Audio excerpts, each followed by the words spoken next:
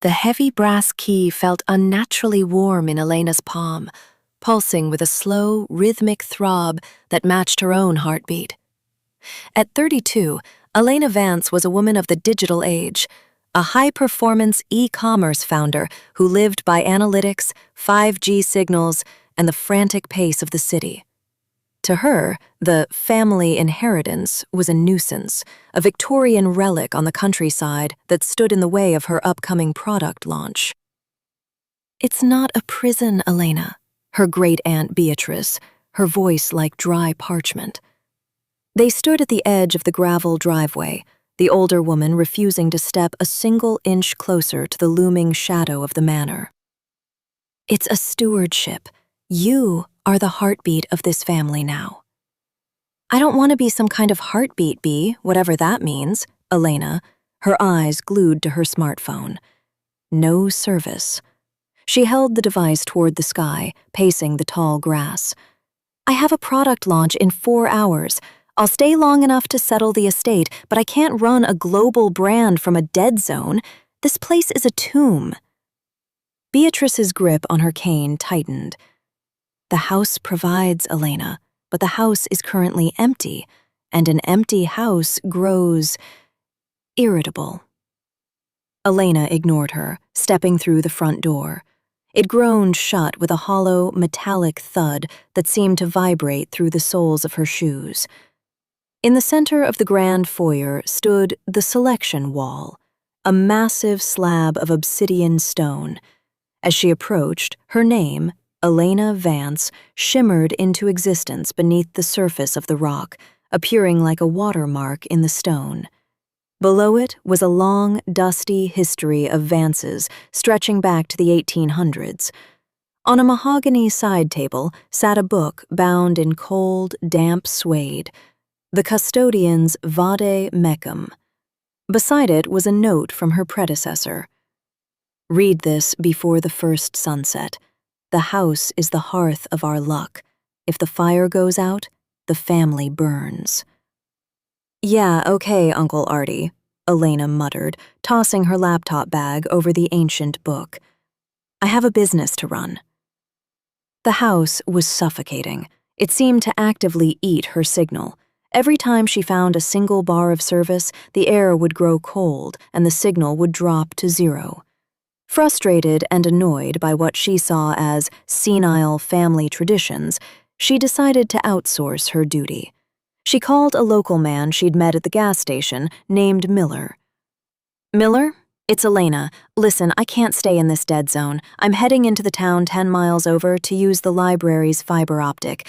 Can you just stop by every evening, check the perimeter, make sure the doors are shut?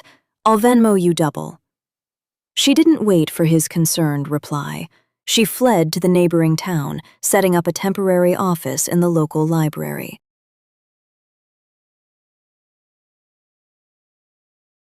For 3 weeks, Elena fought to save her crumbling business from a library carol. At first, it was small things, shipping delays, lost emails. But then, the decay accelerated. Her warehouse in the city burned down under mysterious circumstances. Her bestseller listings were flagged for unspecified rot by customers who claimed their silk scarves arrived smelling of damp earth and copper. The breaking point came in that library. Aunt Beatrice appeared, looking 10 years older than she had at the funeral. Her skin was sallow, and she gripped a stack of medical bills. "Elena Vance." The whisper was a serrated blade. "Aunt Bea, I'm in the middle of a what? A failing venture?" Beatrice hissed, leaning in. "Do you have any idea what's happening? Mark fell off a ladder, broke his spine. Your mother's cancer? It's back. Aggressive. The doctors are baffled." Elena felt a sharp prickle of annoyance. "I'm sorry, Aunt Bea, truly. It's been a bad month for everyone. My warehouse literally dissolved last Tuesday. I'm losing everything.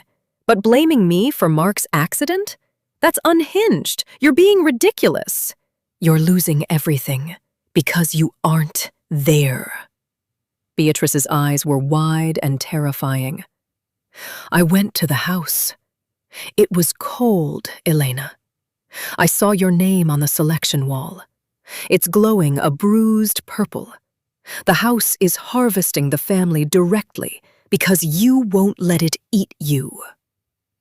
Get help, Beatrice, Elena muttered, slamming her laptop and walking out.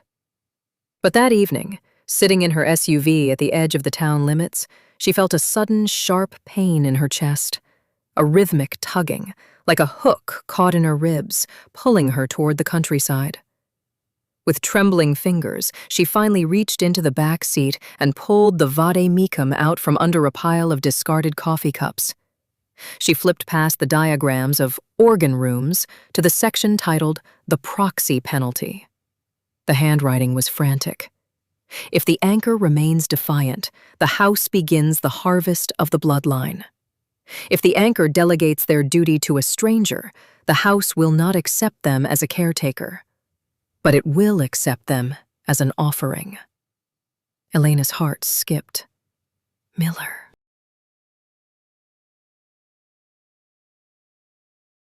She raced back to Blackwood. When she pulled into the driveway, she expected blood. Instead, the house looked perfect. The white paint was pristine. The lawn was a lush, unnatural emerald. It was the look of a predator that had just finished a very large meal. Miller's truck was gone. No tracks, no keys. He had been integrated. Elena walked into the foyer and finally surrendered.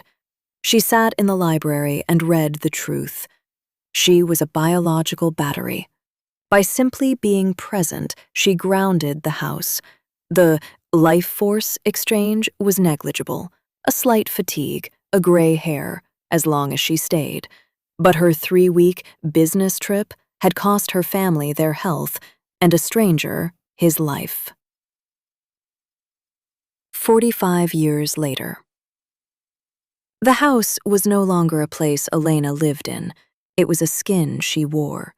She sat in the solarium, watching the world through the distortion of the house's static. She had become so attuned to the building that she could feel the settling of the foundation in her own bones.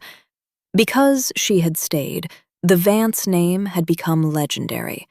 She received letters from the few elders who knew the secret, thanking her for the family's billionaire status. Her business had been saved decades ago by a mysterious venture capital firm, the family's way of keeping her gilded cage comfortable. She didn't mind. The house provided everything she needed: food, clothes, and an eerie, eternal luxury. One morning, the selection wall began to churn. Beneath Elena's own name, a new watermark rose: Sarah Vance. Elena's heart surged. She immediately penned letters to the family elders, excited to finally meet her successor. She imagined Sarah might be like her, ambitious, modern, and confused. But as the day waned, a cold realization settled in. She remembered her own arrival. The house had been empty. The house did not allow for 2 heartbeats. It only transitioned when the old one faded. The appearance of Sarah's name wasn't a meeting. It was her dismissal. She turned to the final pages of the vade-mecum to leave her last testament. To Sarah, the wall has spoken your name, and I finally understand. I wanted to meet you, but the house only makes room for one. Do not fight the dead zone. Don't bother trying to connect lines or find an internet provider. Nothing will work. I already tried everything. Food and necessity will be provided. No need to order Ubers or Amazon. Forget online shopping. Forget the feed on your screen. You are the feed now. Accept the silence. It is the only thing that keeps the hunger at bay. Through the tall Victorian window, Elena saw a dust cloud on the horizon. A car was winding its way up the long driveway. She walked feebly to her favorite rocking chair in the living room. She felt a magnetic lightness, as if her molecules were being invited to join the woodwork. She thought of the life she might have had. then of the peace she had found. She closed her eyes, letting her breath synchronize with the slow, deep pulse of the walls. Minutes later, the front door groaned open. Sarah Vance stepped into the foyer, her phone held high, searching for a signal. She froze as she saw her name glowing in gold on the obsidian wall. Silence filled the manor, broken only by a rhythmic creak, creak, creak. Sarah walked into the living room. In the center of the floor, an old wooden rocking chair was in motion, swaying back and forth. Sarah watched it, mesmerized. Slowly, the oscillations grew smaller. The creaking softened. Finally, with one last infinitesimal shudder, the chair stopped. The house was full again.